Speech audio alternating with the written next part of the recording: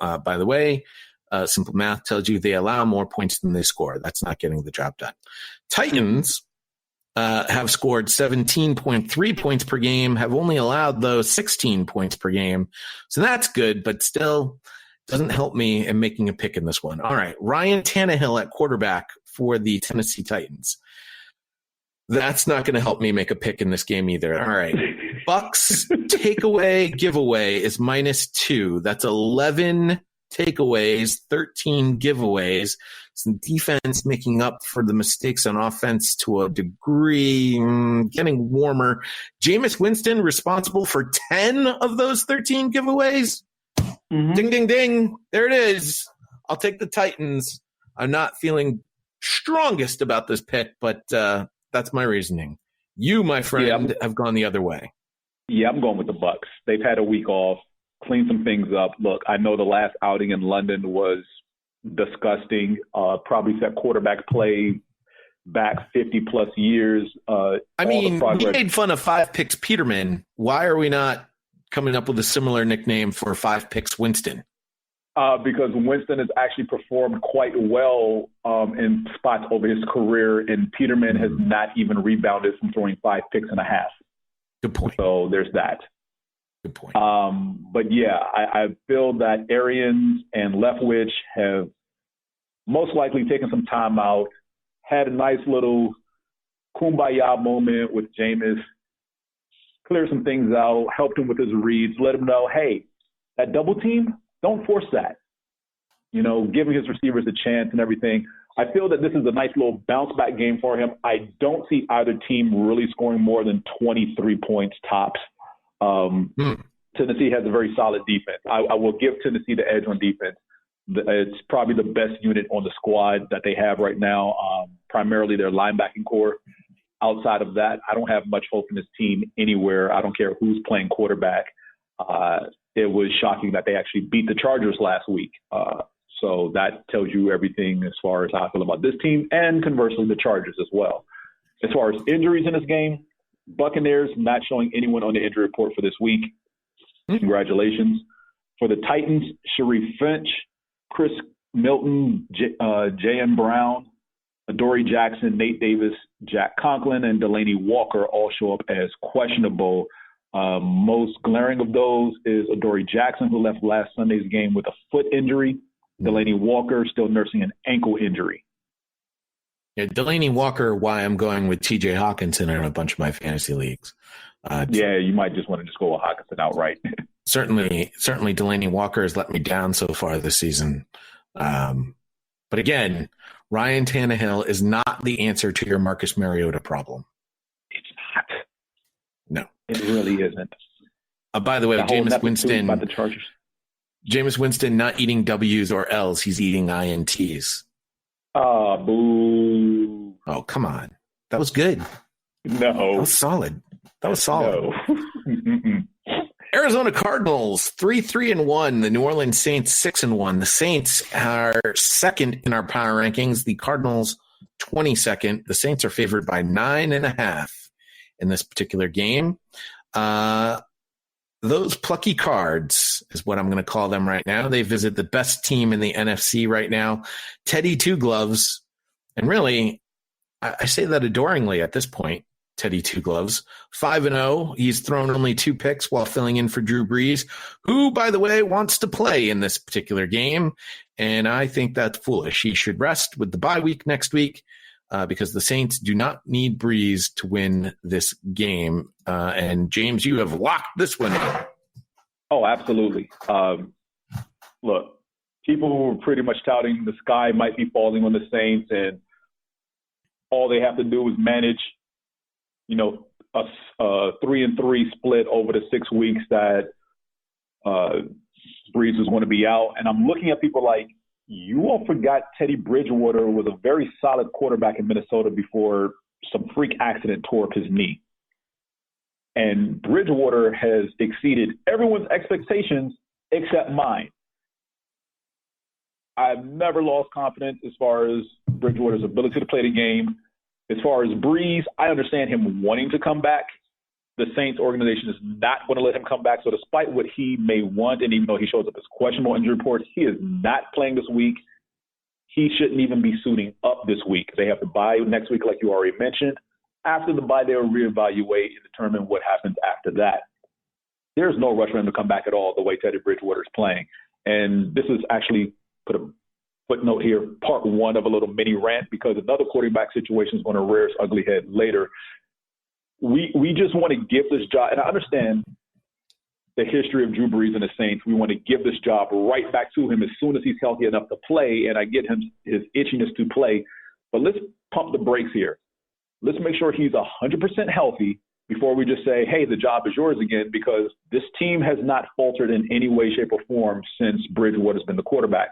If anything, the defense has stepped up and played much better than it's ever played in Brees' tenure in New Orleans. Most of the time, this defense pretty much loafs and slacks when they're on the field because they realize, well, we have Brees on the other side. And if we give up this score, he'll just get it back for us. And they've taken it upon themselves, a lot of people on that defense side of the ball, to be vocal leaders on this team and rally these troops around Bridgewater and what he's doing on offense. Because they're still averaging over, 22, 23 points a game on offense with Bridgewater in there. It's not like they've completely fallen off a cliff and fall all the way down to 10. So while I get it, Drew Brees is most likely going to get the job back. It's just weird that this is a foregone conclusion. Like, well, as soon as he says he's healthy, let's actually get a opinion other than Drew Brees as far as when he's actually healthy to play. I'm with you on the Drew Brees has to be healthy thing. Where I'm not going to be with you, because I know the team that you're talking about, might as well just bring it. It's Cam Newton and the Carolina Panthers. Is Drew Brees to the New Orleans Saints is a much bigger deal and a much more established winning quarterback than Cam Newton and the Carolina Panthers. No argument whatsoever. And my issue with the Panthers is, and all of us on this podcast are guilty of it as well. We've all said, well, hey, even when Cam is healthy, still let Kyle play. Why are we not saying the same thing there that we're saying here? Because it's Cam's team. The offense is built around him. See, that's where I disagree with you. The Saints are Drew Brees' team.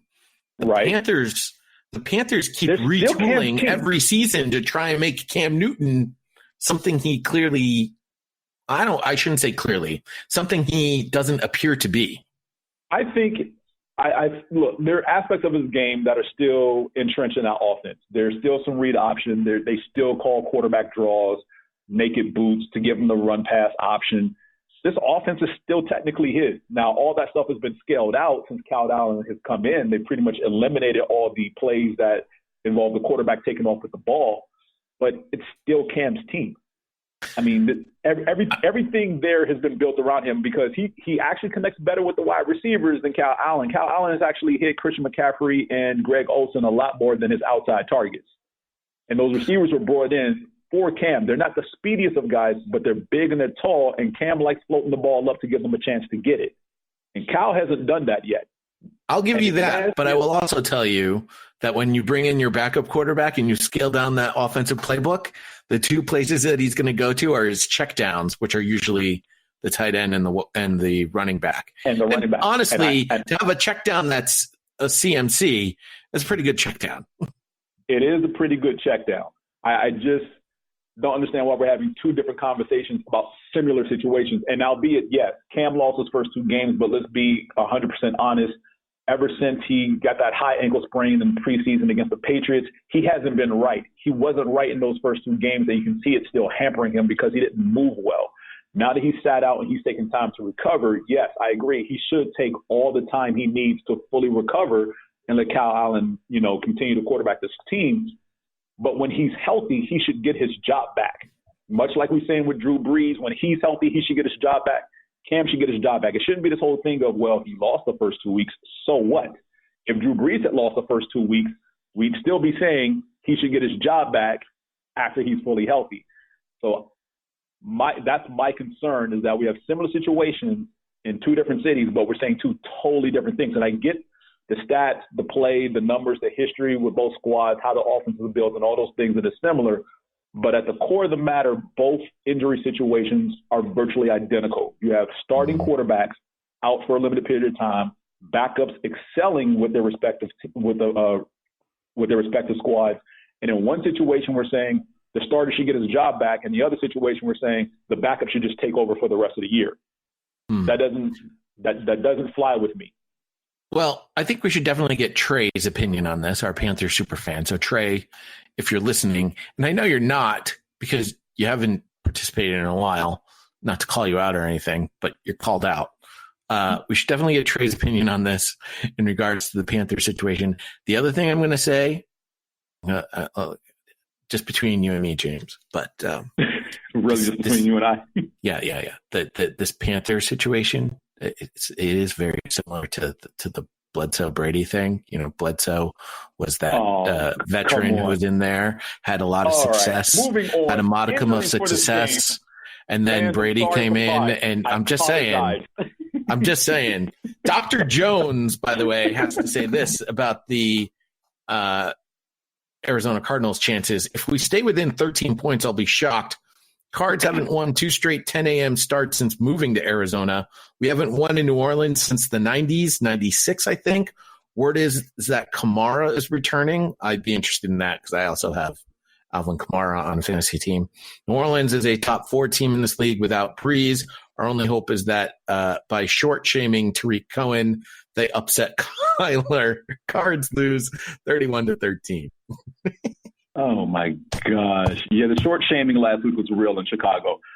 Injuries for the Cardinals, Ezekiel Turner, DJ Foster, Christian Kirk, Zach Allen are all questionable. Brett Toth, offensive tackle, is out due to illness. Oh. Yeah, for the Saints, we have J.T. Gray, Traquan Smith, Jared Cook, Alvin Kamara, Trey Hendrickson. We already talked about Drew Brees. Eli Apple and Patrick Robinson are all listed as questionable for this week as well. Robinson is nursing the hamstring, and Eli Apple hyperextended his knee. Here's the good news. If you do get the silent killer through the locker room early in the season, it won't go through during the playoffs and the important games. It shouldn't, but you know how things cycle around. The New York Jets are seeing ghosts at 1-4. The Jacksonville Jaguars are 3-4. Jaguars 17th in the power rankings. Jets fall to 29th. Jags are favored by 6 in this particular game. It's fun. I made a ghosts reference in my write-up. Sam Darnold sees ghosts. Garner Minshew has magic. We'll see how rattled Darnold is from the Monday night shellacking. I'm going to take the Jaguars because I don't think he's unrattled yet. Yeah, I'm taking the Jaguars as well. And Monday was a clinic. That's the best way I could call it. That was a clinic, an exhibition gone. I haven't seen an exhibition that bad since Apollo Creed died. I mean, just Jiminy Christmas, like everything that could go wrong did go wrong. Like cue the Jim Moore. They couldn't do diddly poo. They couldn't run the ball. They couldn't pass the ball. When they tried to pass, they got fumbles and interceptions and just oh my gosh, just disgusting all over the place. And for people to actually tout this game from Monday night, like, oh yeah, it's going to be close against the Patriots. Yeah, right. Well, I got to tell you, James, I was slightly concerned that the Patriots are finally going to give up some touchdowns because Sam Darnold did come back and made that Jets team look better against the Cowboys. Now, the Cowboys may have a whole set of circumstances going on that particular team. Oh, come on, James. You're going to tell me that Sam Darnold didn't – I mean, the difference between the Jets during Sam Darnold's injury – well, it wasn't injury. It was the kissing illness. Mono.